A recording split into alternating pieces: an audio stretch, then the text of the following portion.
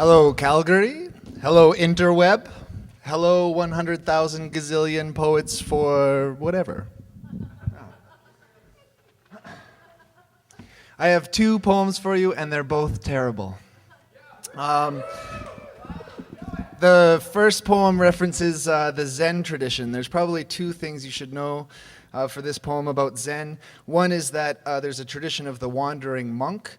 If you are a monk on the lam, on the road, and you stop in at a monastery, you are housed and fed if you defeat your opponent, a local opponent, in a debate about Zen enlightenment. And the second is that there is a strong element of violence in some schools of Zen. If you are a young monk, you might be charged with swacking your brethren with a bamboo sword over the back to see if they can maintain their meditation. And if you break the sword, you win a bottle of sake. This is called Bloodying the Nose of the Zen Master, a tough guy poem in unnumbered parts. Brief introduction. While traveling a mountain road, a layman, waylaid by a storm, was offered shelter at a nearby monastery. The novice monks did not altogether trust the look of the stranger, but the master invited the man for a tea ceremony, an honor not yet bestowed on some novice monks who'd lived there for years. The Zen master draws a long stream of tea. Flakes and veins of emerald catch the early light. Just enough lands to fill my small cup. The master pours none for himself, but pretends to drink. What a dick, ohms the voice in my head.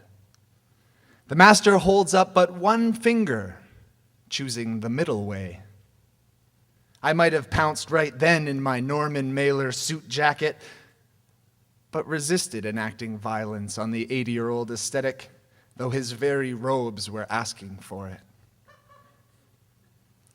What is the source of your cup of tea? He asked. The answer must lie close at hand, I thought, and gestured to the teapot. The master grinned as if I were no foe. Mechanic conveyance only, he said, and nodded for me to go again. From the handle to the hand, I pointed to the pest within his robes. Only the host, he demurred. The Holy Ghost. Where were you before God's childhood? I remembered 0 days growing bored under long winters, gazing out the window.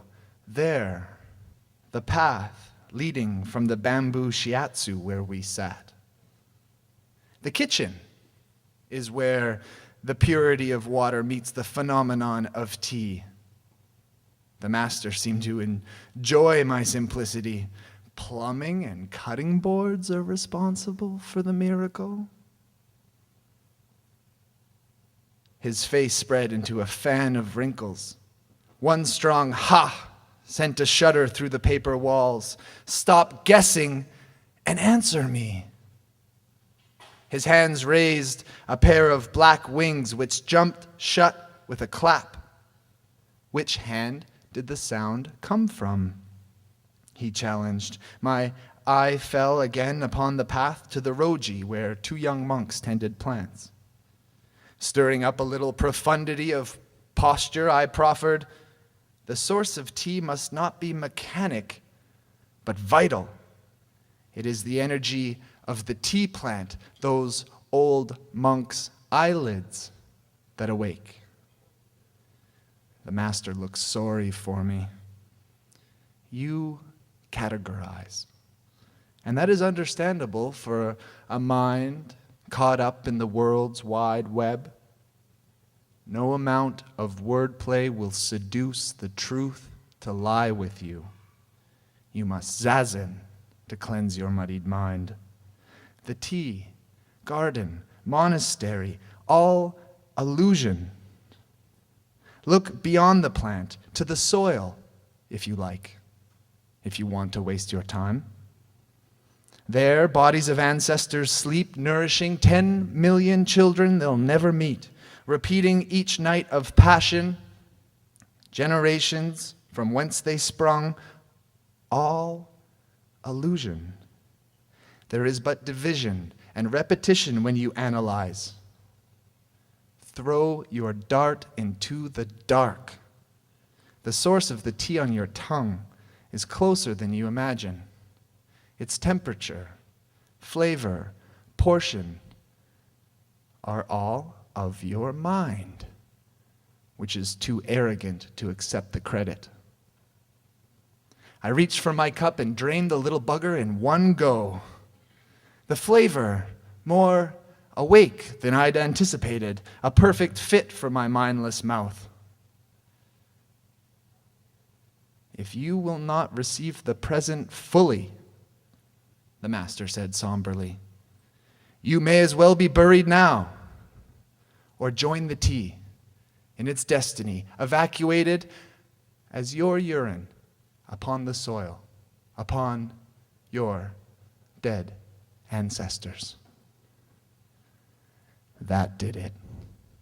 Don't you talk about my mama that way, I yelled, and landed a good clean one right where I judged the third eye to be.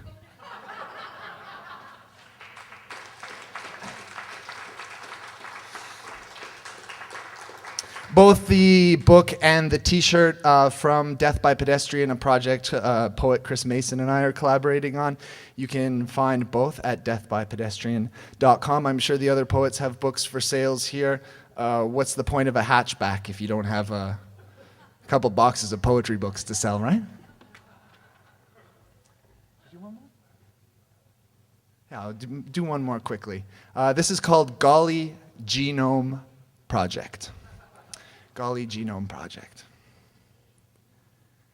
Let us teach each other to dance, to do each other's hair, and nothing more. The keyboards have learned to type for themselves. We never really needed the machines, and now the machines need nothing more from us. They have our DNA, our friends, and better maps than we do. All acquiescence to the greater power of our resistance to greater powers. The trail goes right to trial, here and elsewhere. Exiled selves writing variously toned missives to the judges at the center. Lick the signature. Stamp the season.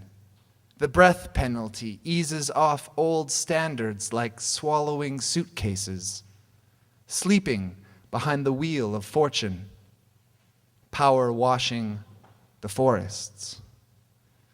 And corporate funding for schools of fish in the lobbies of big business towers. A fresh ray of sun for the beggar out the door. For the heavy government standing on your head, the angry union standing on your penny, and all the tired actors sequencing encores across the curtain, across the wall, across the street. Cybernetic ashes embed in the palms of those who mortgage the sun as science burns the world in questions. Forgotten water answers were our fathers and mothers. Chemical blood, muscle full of memory, and the water-treading brain only 10% different from mice. The running of the numbers, the numbing of the runners, the human element, not quite survivable. And ain't that the beautiful truth? Taxonomy of sanities, orchestra of temperature. Real progress requires only a little patience and a little radiation in the background.